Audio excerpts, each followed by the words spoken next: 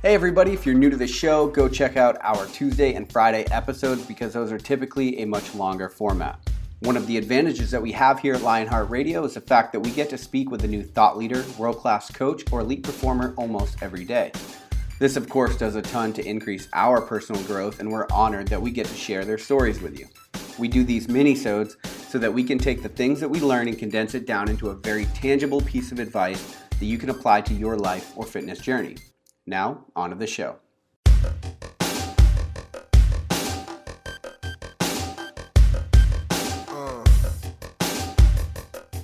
Okay, today I'm going to give you a bit of a teaser for a much broader topic that we're going to be addressing more and more at Lionheart Radio, and that's how to pick a good personal trainer, coach, or mentor.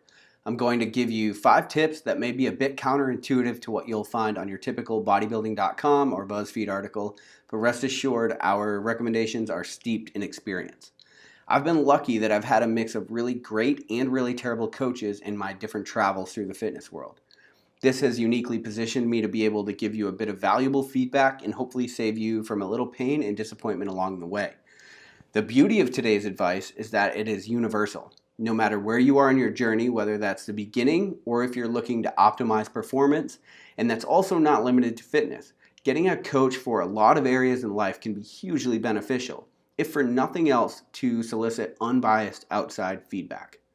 The first thing I want to do is get you to forget about qualification. I know, counterintuitive. The certificate that someone has means very little, and often a red flag to look for in inexperienced trainers is when they lead with their credentials. Of course, this doesn't apply to any time that medicine or body manipulation is used in treatment. To be clear, I'm not advocating that you get an amateur pharmacist or see a guy that basically knows physical therapy or chiropractic medicine.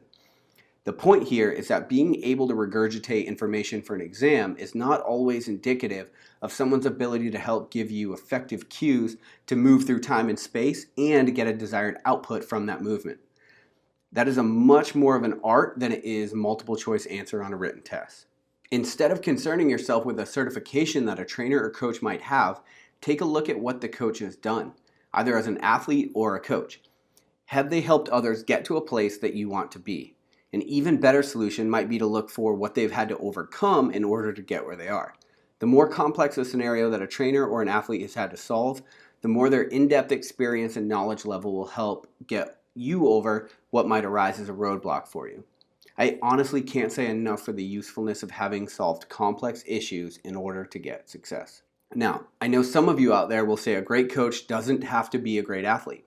And while that's true, they do have to be at a level that will allow them to communicate effective cues to help you. I've talked about it before in this podcast, but a great trainer has to be at the intersection of practitioner and professor. As an example, I was taught to do muscle ups by both a natural athlete that could effortlessly rep out strict muscle ups, as well as a CrossFit trainer with every cert in the book who could not do a single muscle up. Neither was able to help me out. It wasn't until I worked with a coach who had helped multiple people get their first muscle up that I was able to get the cues needed to get mine. The certifications in this case were irrelevant. All that mattered was quality repetitions on the coach's part. In my opinion, this example can be extrapolated out to many different movement patterns and modalities. Okay, this next piece of advice is a bit more esoteric, but it will pay dividends when it comes to the longevity of your career as an athlete. You don't have to worry as much as people might think about the topical problems that you're trying to solve. What I mean by this is the immediate problem that you are going to them to solve might not be the most important. Now, this obviously doesn't apply to the get fit for your wedding photos type of training, but when it comes to getting healthy and making a lasting impact on your life, dig deeper than I want a six-pack or a beach body. Have an in-depth conversation with your potential coaches. Find out if their values and philosophies resonate with you or not. I have found this approach solves 2 problems. 1, you can ensure that even if you start going off the rails with your fitness or your communication with that coach, which will definitely happen, you can ensure that both you and the trainer are always working to get to the same place. Now 2, if they're too busy to have an in-depth conversation with a potential client, they're going to be too goddamn busy to help you when you need it. Too busy to pick up on the subtle issues in your form, too busy to notice when you are headed for a plateau, and too busy to be empathetic enough to get at the root of what is really going on with you. So don't be afraid to have an in-depth conversation out of the gate. If they aren't into it, move along. There are literally millions of trainers in the world. Okay, tip number 3. We have Orange Theory, CrossFit, powerlifting, Olympic lifting, jazzercise, P90X, hut yoga, Pilates, yoga lattes, F45, curves. Everyone is looking to repackage fitness and sell it to you in some new way. In my opinion, it's okay if it gets us all up off the couch, but that being said, there's a difference between novel and effective. I believe a good trainer or athlete will do plenty of self-experimentation, and that might even mean taking on the newest craze. Where the quality is going to separate itself from the garbage is whether or not they can speak to and quantify the effectiveness of what they are doing. If they can't specifically tell you why they are implementing something, or they can't tell you how they plan to get the desired outcome, then find a new coach. A good coach or trainer will be able to tell you specifically what and how they are going to get you to a goal. Remember back in elementary school when the teacher would have you show your work for a solution to a problem? Remember the kids that didn't? Yeah, that was because they copied the answer from someone else. Those aren't the friends you follow. All right, tips 4 and 5 apply more to once you are actually already working with someone. If a trainer is so entrenched in their methodology that they can't be flexible in order to get a desired result, they are going to unintentionally limit your results. For example, a CrossFit instructor will obviously teach from CrossFit, but if you are working with them and they don't have a single other tool in their toolbox, this is going to be a problem. If they still tell you that performing a certain move is for global gyms, or vice versa, a trainer at a big box fitness gym tells you that a certain move is only for CrossFit, you are dealing with a person that hasn't evolved. The conversation about what fitness is has moved on, and trainers need to move with it. Your biology is multidimensional, and it will require a multidimensional approach to get the most out of it. Something we talk about here a lot is killing dogma. A dogmatic approach to anything is a limited belief system that will undoubtedly limit progress. There are many ways to attain a certain physiological adaptation, and you will be best served to find someone that is open to all of them.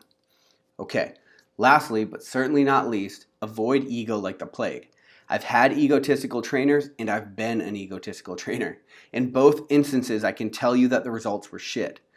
The level of understanding that a person has on a certain topic will be evident in their ability to explain it to you simply and effectively. Dr. Andy Galpin said in episode number 27 that data is not knowledge, and knowledge is not understanding. This directly applies to this situation. If I know something, I'll use big words to show you how smart I am. If I understand something, you will know because I will be able to convey it to you in a way that helps you understand it. In no way will you be in anything more than a friendly competition with your trainer, and even that will come at a much later point in the relationship. If they want to prove that they are better or smarter than you, let them be smarter than you without your business. Okay, so I know we went a little bit long here, but we really just touched the tip of the iceberg. Hopefully this will give you some things to think about when you're looking at choosing your next trainer, coach, or mentor. You can look forward to us bringing in a few world-class coaches in an attempt to help you better understand this topic, because it is definitely something that deserves a bit of a longer format. As always, if you have questions or if you found this info useful, hit us up at Lionheart Radio, and we will see you next time. All right, thanks guys. Thanks for listening to Lionheart Radio. I hope that the information from today's show will make you fitter, happier, and healthier. For the show notes of this episode and every episode, head to www.lionheartrad.io. Yep, just like Lionheart Radio. And please, if you have the time, head over to iTunes and give us a 5-star rating. It really helps us to know that we're on the right track in delivering you reliable information and value. As always, feedback is welcomed. If you have any comments on the show or like to suggest a guest, send me an email at rick@luavive.com. That's LUAVIVE.com. Thanks for your support, and we will see you next time. Bitch, I feel good. Don't I look stupendous? My shine is so endless, and shit you can do to end this. Even when I'm dead, niggas still gon' bump that chip shit. Coke, white, Escalade on cinches for you dipshit. So you won't forget this. Me and West nigga be the coldest. Cleveland.